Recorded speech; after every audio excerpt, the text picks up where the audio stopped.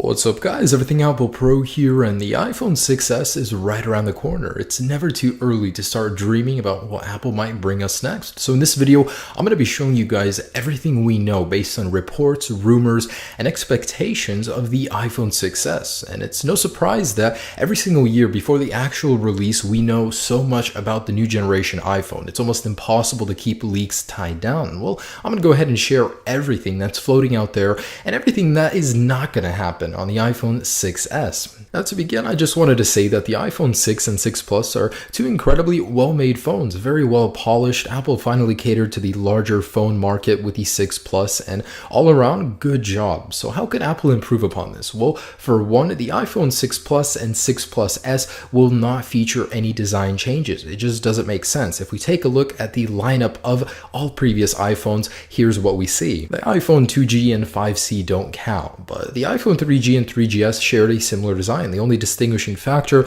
was some reflective lettering on the back of the 3GS. Other than that, you couldn't tell them apart. Same with the 4S. The only differences were the antenna bands. The placement was changed to fix antenna gate. Now between the 5 and 5S, the only difference is that new flash unit and a Touch ID ring. As you can see, the design stays the same for two generations. Now with the 6 and 6 Plus, they're the first of a new design. So of course, Apple is going to keep that design. They might make some small outer tweaks, but the basic design will be the same, and of course it will be called 6S and 6S Plus. Beginning with the 5S, Apple began offering a gold color option, wildly popular. Now with the 6S and 6S Plus, Apple is said to be introducing a new rose gold color option, and I gotta say, it would make sense. A really nice color. Now although the look will stay the same, that new aluminium 7000 used in the production of the Apple Watch will make its way to the iPhone 6s. It's 60% stronger, while 1/3 the density of stainless steel. And if you're afraid of your new iPhone bending, don't be. That material will ensure that this does not happen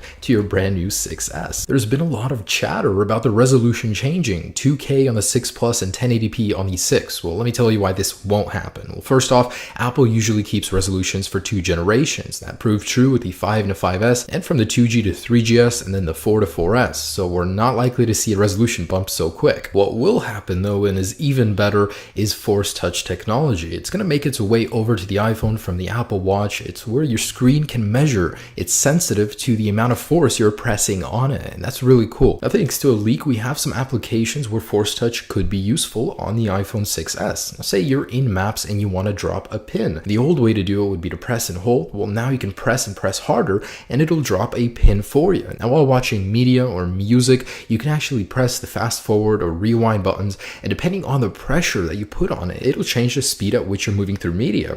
Really neat. In terms of material, the glass is said to be replaced from ion strengthened glass to the latest Gorilla Glass 4 technology, which is used in the Samsung Galaxy S6. The iPhone 6 is not very good in terms of shatter resistance. I won't deny it. The iPhone 6 is not the fastest phone on the market. There's plenty of competition that just blows the iPhone 6 out of the water. It's about time Apple catches up to competition. The current iPhone 6 pales in comparison to the Galaxy S6, only a measly 1GB of RAM and a 1.4 GHz dual-core processor. There's certainly room for improvement here, and Apple will be revamping that processor on the iPhone 6s. It'll be an Apple A9 chip made by Samsung and some orders from TSMC. It'll be a 14nm construction, unknown specification at the time, but will have 2GB of LPDDR4 RAM to go along with it. Now get this, Apple has not upgraded megapixel size. They've upgraded the actual sensor and quality, but not the megapixel size since the iPhone 4S. I think it's time for a change. Now, the new 6s, based on reports, will feature a 12 megapixel sensor. The sensor itself will be made by Sony, reportedly an RGBW sensor,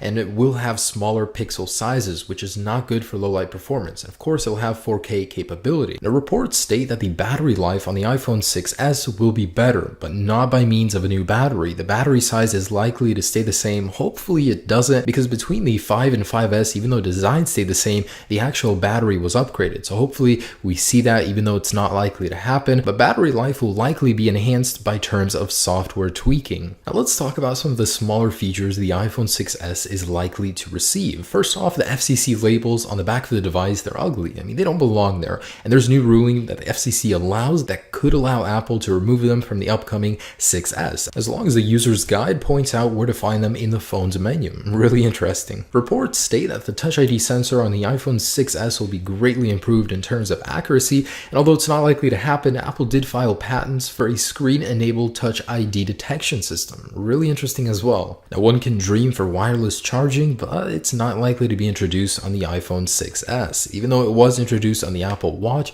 I think we're going to have to wait till the 7 for that one. So you know that new haptic engine in the Apple Watch Apple was bragging about? Well, it could make its way to the iPhone 6s, and it really makes sense. It could make for a much better, much more improved vibration. It'll have more of a depth of field to it. The iPhone 6s could come equipped with support for high-resolution audio. That means the new headphones will come from the Lightning connector, not 3.5mm jack. That would be neat. Now, a feature that's already being used on the iPads that could be brought to the 6s is the Apple SIM. It's a SIM card that comes pre-equipped in the iPhone 6s. From the actual menu, you can select your carrier, and it's equipped to handle all of them. Now, what's not likely to happen? Well, to begin, waterproofing. It doesn't make sense. Waterproofing usually makes a phone more bulky, and Apple likes to keep theirs very slim. 2 is a patent that Apple actually created for a pop-out home button to create a joystick. Cool idea, but is it going to happen? Probably not. There's been a lot of talk about a dual lens setup on the iPhone 6s, and it's probably not going to happen. Sony has got that covered. In the latest report, they're going to be using one of their sensors. And just one last thing I wanted to mention, 32 gigabytes will likely be